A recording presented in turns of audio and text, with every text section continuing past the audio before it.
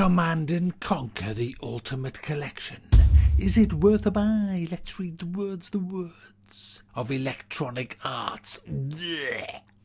Are you ready for the ultimate real-time strategy experience? Gather resources, build your base, buy loot crates, and create the most powerful armies in the world before engaging the enemy in all-out war. Fight as the Global Defensive Initiative or the Brotherhood of Nod as they clash over the rare mineral Tiberium in the classic original series. Guys, this is a bit of a retro review here. This is about Command and Conquer the Ultimate Edition. It's available in the Origin store. It might be available at other places, but I have access to it through the Vault. You know, I hate Electronic Arts, especially after what they did with Star Wars Battlefront, and I despicably despise them for what they did to Command and Conquer, even though one of my favourite ever Command and Conquers is the game that I'm going to be showcasing for you today, which is Command and Conquer Generals, and specifically the 0 Hour expansion. I thought that was possibly the best one. Red Alert was an amazing one as well. I love the original on DOS, the original Command and Conquer, but I love Dune 2 as well. I'm a huge fan of Westwood Studios, who started off with Dune 2 and then went from there to Command and Conquer, and they started to develop the franchise, and then they were bought out by Virgin, and then they were all acquired by Electronic Arts, and then they made a right up with Renegade. Oh my goodness, that was just awful. Was it Renegade, the first person one?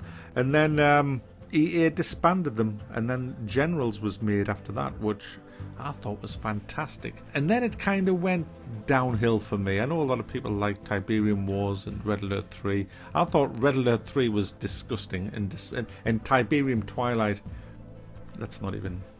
But what I want to talk to you about is 0 Hour Generals, which a lot of people kind of have as their favourite. I mean, you know, there has been some great ones. Red Alert 2, Red Alert, Command and Conquer, Covert Operations, all really good real-time strategy games. But what I liked about Generals was that you played as a general, essentially. You weren't just playing as a country. It was the USA, China, and sort of a terrorist Middle Eastern faction. Without country, really. But you had characters behind the actual armies, and these characters were all different. They had different strategies. Some, for example, in the China camp, which was my favourite camp to play, you had nuke generals. That China had this nuclear capability. They had nuclear tanks and things like that. They had dragon tanks, which were like flamethrowers and things, and they were just so much fun to play. They had a really good arsenal at their disposal, and that's what I loved about this. They had good air, they had good ground, they had really good turrets in this game with Gatling guns, and they had some formidable tanks with the Mammoth, which could have add-ons to it. I mean, also the enemy tanks, well, the USA tanks and the other tanks could have add-ons as well. These is where you research another sort of side to the tank's defenses or offensive capabilities. For example, the Chinese ones that I used, their add-on was either a Gatling tower, a kind of like a machine gun nest where you could put troops in, and the other one that you could have on the Mammoth tank was the Stormtrooper, which was equally as devastating, guys. Equally as devastating. But the thing that I really loved the most, I think, about 0 Hour was the maps. I thought the maps were just freaking great, especially in skirmish mode. And I had some amazing times. When I look back on the whole Command and Conquer series, I don't think I could get past my amazement of the first one, because that was just such a big leap from Dune 2.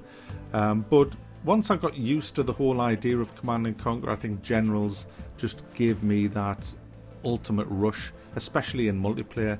I used to play that pretty much every night in multiplayer, and it was so damn good, just teaming up with other guys, and you could limit nukes, like limit the super weapon capabilities. You know, the USA had the big ion cannon, and the terrorist organization, they had Scuds.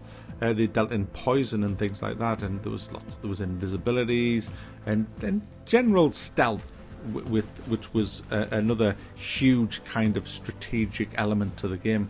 And in multiplayer, you could swap resources with each other, help each other out, and play co-op against the AI. I mean, the multiplayer side's pretty dead now, so I just kind of played against the AI, and the AI is pretty good.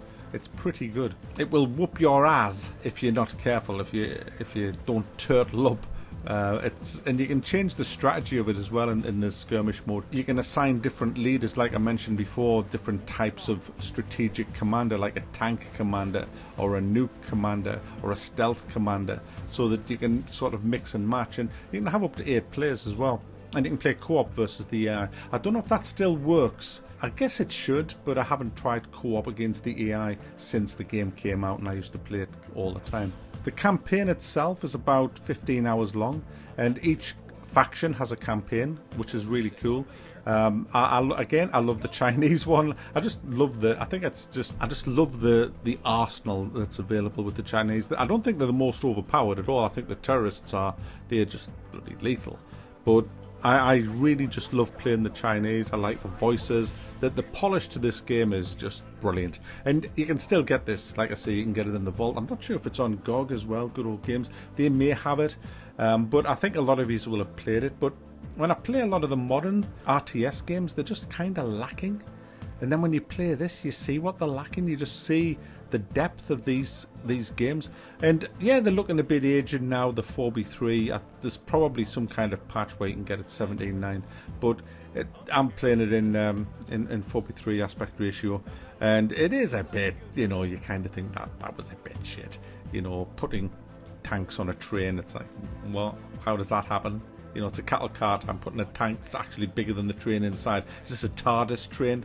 There's shit like that. But as far as the actual battles is concerned, the sound effects is concerned, it's a really good game. You build up your base like you do in every RTS game. You have to have the right power, and that was one of the things that I liked about this game. You could cripple somebody's power, which shuts down all the turrets, and then you could just charge into their base, and if they don't get the power back up, they're knackered. And you could do that in so many ways. You could send invisible, sneaky stealth troops into the base, so it's up to the guy defending to have stealth detection towers around the base, and if you see an enemy sort of taking down the stealth detection towers, you kind of know what's coming. Or you could go in through the air. What I used to do is I used to use my Air Force to really soften up the base, and you get more than just an Air Force. You get bombers, you get petrol bombs. Did I say petrol bombs? I meant petrol air bombs. It was developed by the US, and they're just these huge bombs that go off above ground, and they're just devastating. Or you can just get carpet bombing like the Chinese use, or you can just send in loads of nukes. I mean, I used to like turtling up and making a whole shitload of nukes, and then just doing a fumble winter on their ass, and just seeing the whole base be leveled. It was just great. I remember playing this it was like 4 guys who I didn't know. There was 3 on my side, there was 4 on the enemy team. It was all just multiplayer, and we were winning, and they only had 1 guy left, and there was me and 2 of my guys left, and we were like all charging in, and I said, I'll go in last, you 2 charge in, I'll come in last, and just to back his up and mop it all up. And so they did. They committed their entire force, and I knew they would probably take out the last guy, who had a formidable defences. He had formidable defences, but the big tank rush of me 2 allies breached it. I brought all my tanks up. I had a shitload of mammoths that was coming up behind them. Once I was watching carefully, once I knew that they had this enemy dead, I turned all my tanks and started sending them towards my allies' base. I took all my nukes and I nuked all of his ability to... this is my allies. I nuked all my allies' ability to make troops and to make vehicles. And as I did that, I typed in caps, "There can be only one," and sent all my tanks into their base. The abuse I got was fucking off the scale, and I just took out them 2. They took out the other guy, and I was the only one left, and I just kept spamming, "There can be only one, there can be only one." Oh, it's just... I would like to do that again, but, I don't know whether you still can play this as co-op.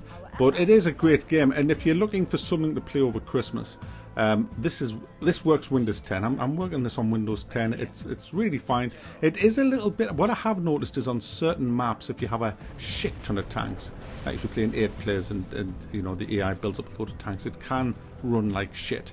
but a lot of the maps don't. They run really well, and it's such a good game still. It is still a worthy game to have in your collection.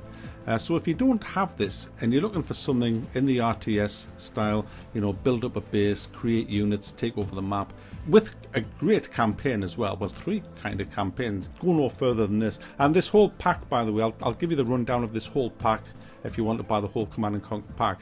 It has Command and Conquer, Command and Conquer, the covert operations, Command and Conquer Red Alert Counter-Strike, Red Alert the Aftermath, Tiberian Sun Firestorm, Command and Conquer Red Alert 2, Red Alert 2 Yuri's Revenge, Command and Conquer Renegade, General 0 Hour, Tiberian Wars, Kane's Wrath, Red Alert 3, Red Alert Uprising, and Command and Conquer 4 Tiberium Twilight. It has every single one of them. And while we're on the subject of Command and Conquer, can I say f*** you EA for destroying Westwood Studios? Yeah, there you go. And yes, EA do own all of this, but this is, you know, and I know people don't like giving EA money, I don't, but this is definitely worth a buy. It's called Command and Conquer The Ultimate Collection, and it has all them games that I've mentioned. You can get it on Origin, and I'm telling you now, it is well worth a buy. You might be able to get it cheaper than Origin, shop around, but it's a game that I had to go back to. I couldn't do retro reviews and miss out the Command and Conquer series. It's just, it brought us real-time strategy. Well, Dune 2 did, but